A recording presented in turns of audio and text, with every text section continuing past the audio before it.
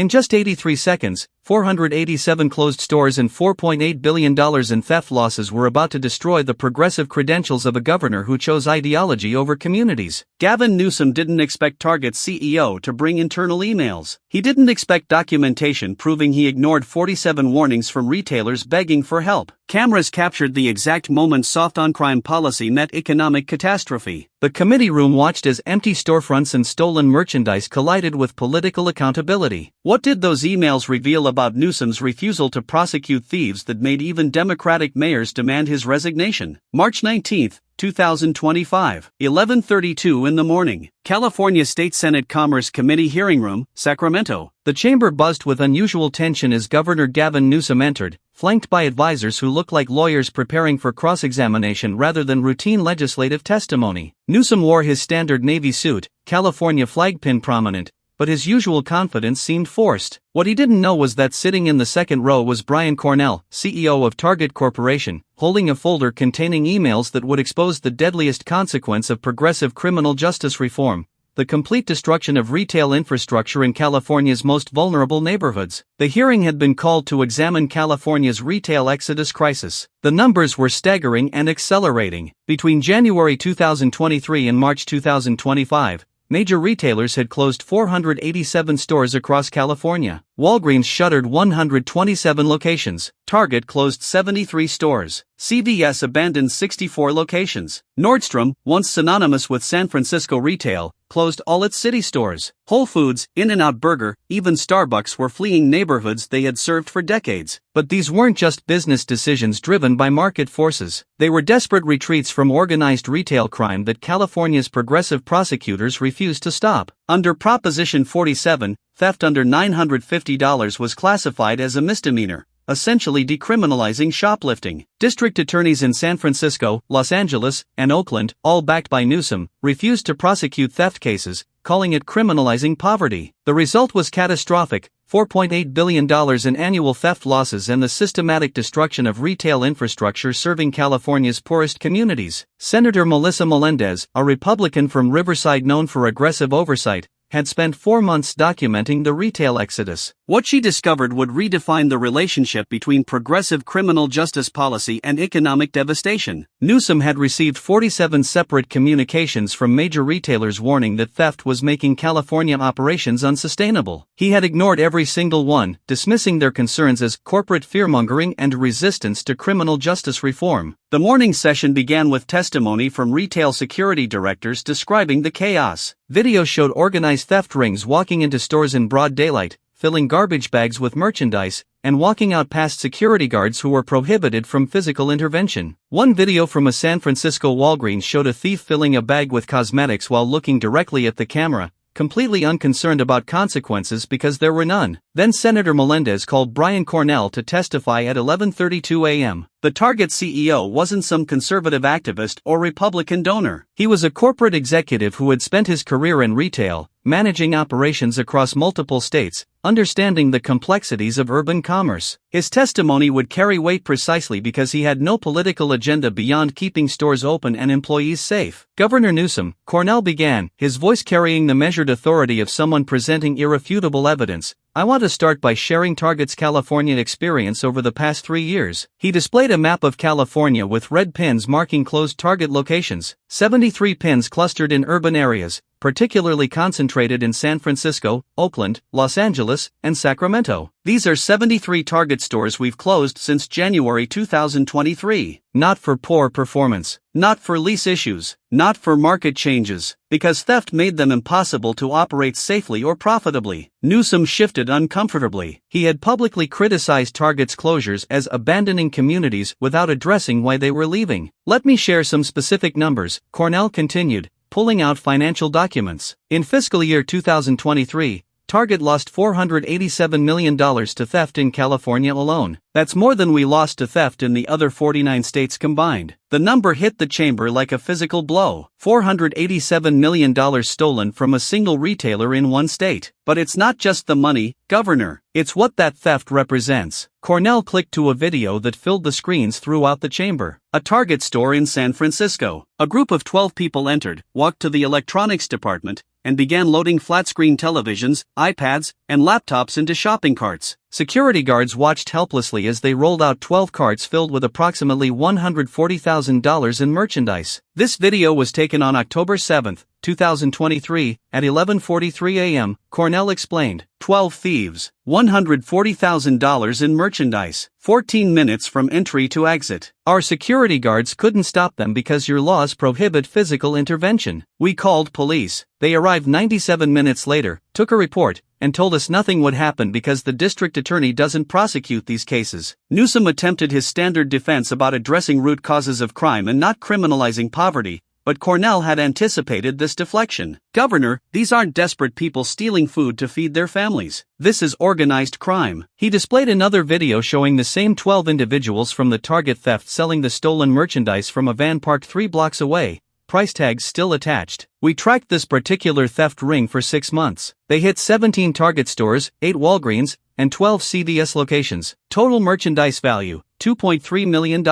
We provided police with vehicle descriptions, license plates, and video evidence. Want to know how many prosecutions resulted? Newsom remains silent. 0, Cornell answered. San Francisco District Attorney's Office declined to prosecute because the value per individual incident was below their threshold. They said pursuing organized retail crime wasn't a priority when compared to violent offenses. The logic was absurd. Because the thieves operated in teams and kept individual thefts below the $950 threshold, they could steal millions without prosecution. Senator Melendez seized the moment. Governor Newsom, Mr. Cornell mentioned that Target provided information to law enforcement. Let me ask directly, did Target ever communicate these concerns to your office? The question set a trap that Newsom walked directly into. Senator, individual retailers may have reached out through various channels, but operational law enforcement decisions are made at the local level by. Governor, let me be more specific, Cornell interrupted, opening his folder. This is an email sent from my office to your Chief of Staff on March 14, 2023. Subject line, Urgent Retail Theft Crisis Threatening California Operations. He held up the email for cameras to capture clearly. Official Target corporate letterhead. Date stamp. Read receipt confirmation. Let me read a portion of this email, Cornell continued, his voice rising slightly. Quote, Target Corporation is experiencing unprecedented theft losses in California, threatening the viability of dozens of stores serving vulnerable communities. We urgently request the governor's intervention to address prosecutorial gaps that have created a zero-consequence environment for organized retail crime. Without action, we will be forced to close stores, eliminating jobs and creating food deserts in the communities that need us most. End quote. Newsom's face paled slightly. This wasn't a casual communication. This was a formal corporate warning with specific predictions about store closures. Governor, your office responded 6 weeks later, Cornell said, displaying the response email. Your senior policy advisor wrote, and I quote, the administration remains committed to criminal justice reform that addresses root causes rather than criminalizing poverty. We encourage retailers to work with local law enforcement on loss prevention strategies. End quote. The response was devastating in its dismissiveness. Target had warned about community-destroying store closures, and Newsom's office responded with talking points about criminal justice reform. That was communication number 1, Cornell said ominously. We sent 46 more communications over the next 18 months. Would you like me to read them all? The revelation that Target had contacted Newsom's office 47 times sent shockwaves through the chamber. This wasn't a retailer quietly leaving without explanation. This was a corporation desperately seeking help before destroying neighborhoods. Governor, communication number 12 was sent July 28, 2023, Cornell continued, showing another email. At this point, we had already closed 23 stores and were warning that 40 more closures were imminent. Your office responded by suggesting we invest in better security systems. The suggestion that Target should spend more on security while thieves faced zero consequences was insulting in its stupidity. Senator Melendez pulled out another document. Governor, I want to share the human cost of your inaction. This is a demographic analysis of the 73 Target stores that closed in California. She displayed a map overlaying store closures with income data. The pattern was unmistakable. Nearly 80% of closed stores were in low-income neighborhoods with majority-minority populations. Governor, your progressive criminal justice policies didn't protect vulnerable communities. They destroyed them. These closures eliminated 4,700 jobs, most held by workers of color. They created food deserts in neighborhoods that already struggled with limited access to groceries and pharmacy services. She clicked to testimony from one of those communities. A video showed a woman in her 70s standing in front of a closed Target in South Los Angeles. "This was our neighborhood store for 14 years, the woman said, her voice breaking. Target, pharmacy, groceries, everything we needed. Now the nearest place to buy food is 6.2 miles away. I don't drive. The bus takes 93 minutes each way. How am I supposed to get groceries?" The human cost was devastating. Progressive policies designed to help vulnerable communities had destroyed the infrastructure those communities depended on. "But let me introduce you to someone who can explain the impact better than statistics," Melendez said, gesturing to the gallery. Marcus Johnson stood slowly. He was 47 years old, wearing a weather jacket, his face showing the kind of exhaustion that comes from fighting losing battles. Marcus owned a small hardware store in Oakland's Fruitvale district,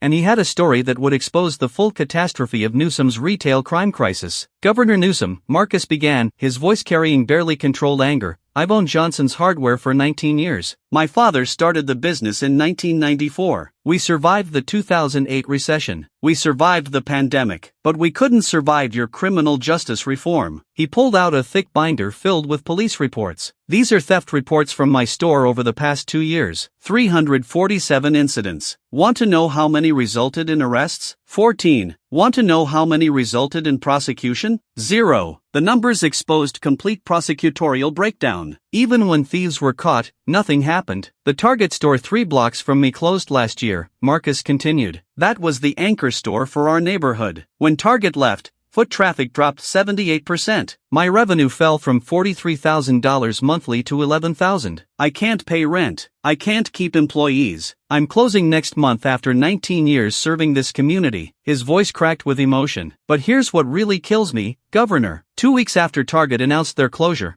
I saw you on TV saying retailers were abandoning communities for profit. You blamed corporate greed. You never mentioned that your policies made it impossible for them to stay." Marcus held up a newspaper with Newsom's quote, "These corporate retailers are putting profit over people." "Governor, I'm not a corporation. I'm a small business owner, and your policies destroyed my life. Target left because thieves stole $487 million and faced 0 consequences. I'm leaving because I can't compete when stealing is effectively legal." The testimony from a small black business owner destroyed Newsom's narrative that prosecuting theft was about criminalizing poverty or protecting corporate interests. This was about protecting working people and the communities they served. Brian Cornell had one final piece of evidence that would make denial impossible. "Governor, I want to share something that demonstrates how California's situation is unique." He displayed a comparison chart showing Target's theft losses by state. California's bar towered over every other state like a skyscraper among houses. California represents 8% of Target's store count but 42% of our total theft losses. Texas has more Target stores than California,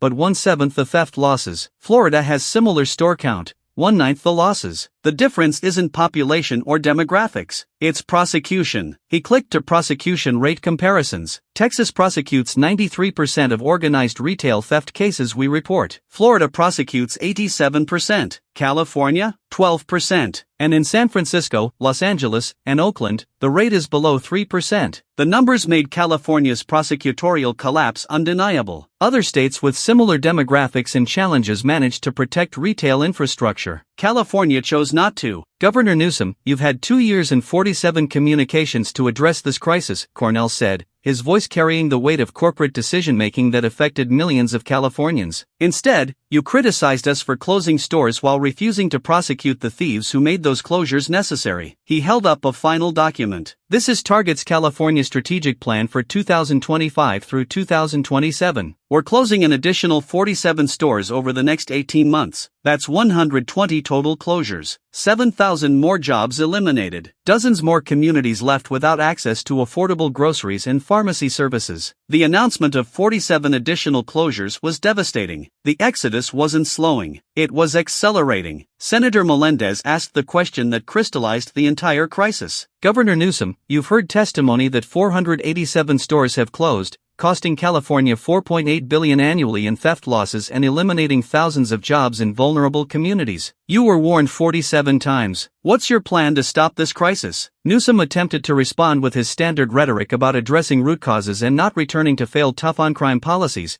but Marcus Johnson interrupted with devastating simplicity. "Governor, I don't need you to address root causes. I need you to arrest people who steal from my store. It's that simple. Prosecute theft, protect businesses, save communities. The bluntness cut through every progressive talking point. After years of complicated policy debates, the solution was basic: enforce existing laws. The hearing concluded 93 minutes after it began, but the damage was complete and irreversible. By that evening, video of Brian Cornell's testimony had been viewed 217 million times. The split screen of Newsom defending his policies next to Marcus Johnson's closing hardware store became the defining image of progressive policy failure. Within 72 hours, 11 Democratic mayors issued statements calling for prosecution reform. The San Francisco district attorney, Newsom's close ally, announced resignation, and 47 more retailers announced California closures or scaling back operations. The retail exodus exposed the fatal flaw in Newsom's progressive criminal justice philosophy. You cannot build equitable communities while refusing to protect the businesses that serve them. Decriminalizing theft didn't help poor Californians. It destroyed the stores they depended on, eliminated the jobs they needed, and created food deserts in neighborhoods already struggling. 487 closures, 47 ignored warnings, $4.8 billion in losses, 7,000 jobs eliminated, and Marcus Johnson's 19-year family business destroyed by policies designed to help people like him. Sometimes the most damning evidence isn't academic studies or philosophical debates. Sometimes it's just a map showing 73 red pins marking where Target used to serve communities, replaced by nothing except longer bus rides and empty storefronts. Gavin Newsom learned what happens when ideology meets economic reality. Brian Cornell learned that progressive politics meant more than progressive rhetoric required. And Marcus Johnson learned that criminal justice reform designed to help his community had actually destroyed it. In the end, 0 prosecutions created 0 stores serving 0 communities. And 83 seconds of testimony proved that progressive intentions meant nothing against regressive results.